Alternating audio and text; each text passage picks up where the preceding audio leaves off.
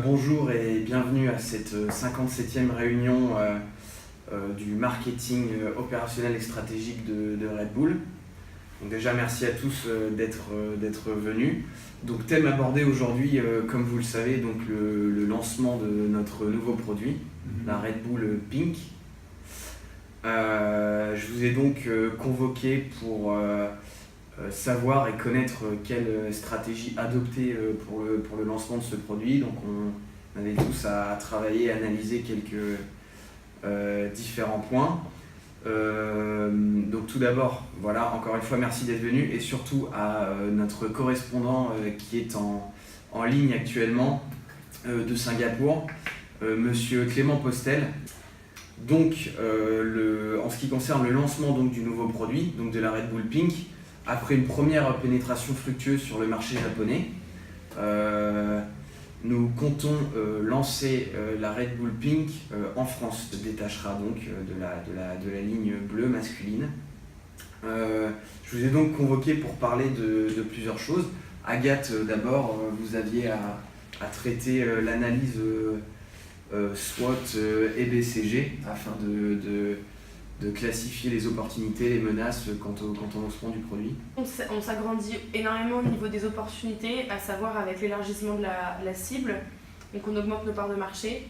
On a également un élargissement des gammes de produits avec ces nouveaux marchés, cette nouvelle canette. Et une extension du marché suite à des modifications réglementaires locales.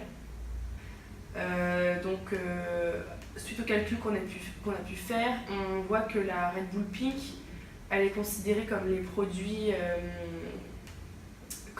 stars. Donc elle a une part relative très élevée et le taux de croissance du marché le plus élevé également. Donc on se situe mieux par rapport à nos concurrents et on a un potentiel de lancement qui marche très bien. D'accord, très bien, merci Agathe. Je vais donner la parole à Clément Postel, donc notre intervenant.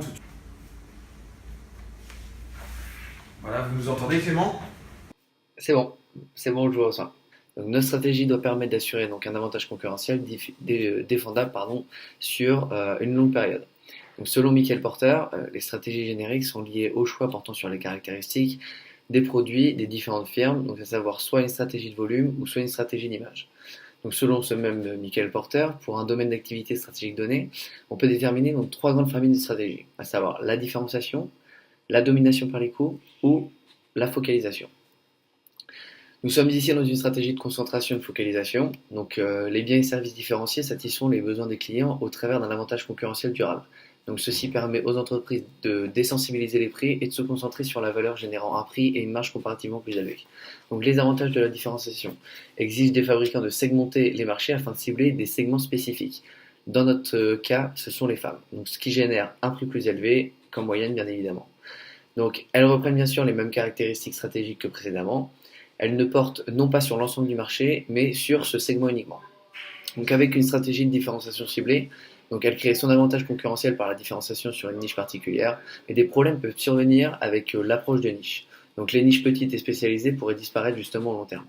Donc l'entreprise se différenciant encourage justement des coûts additionnels pour créer cet avantage concurrentiel, mais ces coûts doivent être compensés justement par l'augmentation des revenus de vente.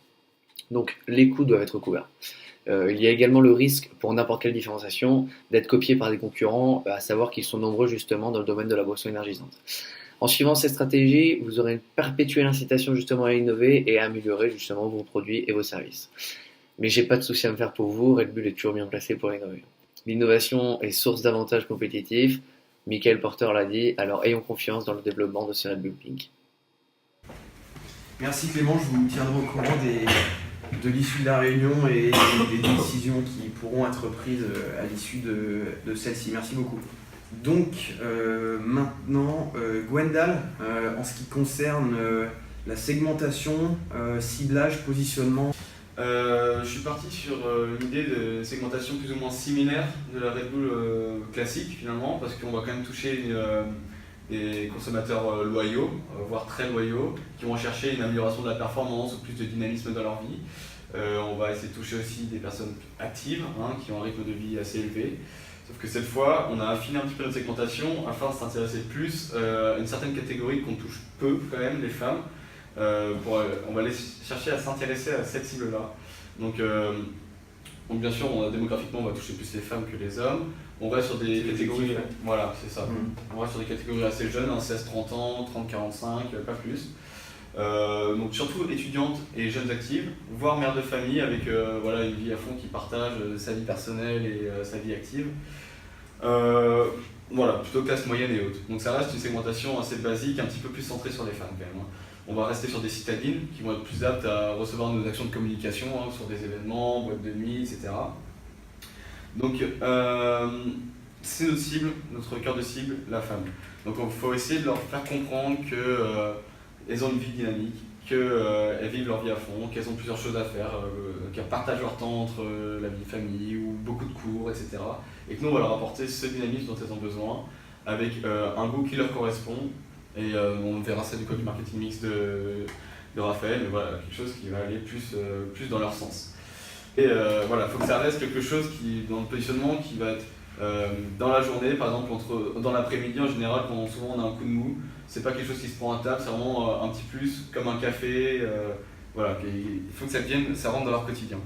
Au niveau du produit, donc on va être sur une base de canettes Red Bull utilisée par les sportifs, sur la même dimension, même taille. Donc c'est du 25 centilitres ou du 250 millilitres. C'est des canettes qui vont être vendues de façon individuelle ou par pack de 6, de 4, 12 ou 24 au plus grand. Ouais. Après je pense qu'en termes de produits, je pense que les femmes ne vont pas forcément en acheter en grand nombre. Donc on va plutôt se limiter à des petits packages. D'accord. À côté de ça, au niveau de la physionomie du produit, ça va être sur un modèle de ce style-là. Rose argenté, donc. Ouais. Exactement. D'accord. Ensuite, au niveau du prix, toujours rester sur notre même base de prix, donc politique de prix assez élevée, pour toucher une catégorie de population, comme vous avez pu le dire, moyenne ou plutôt élevée. Ouais.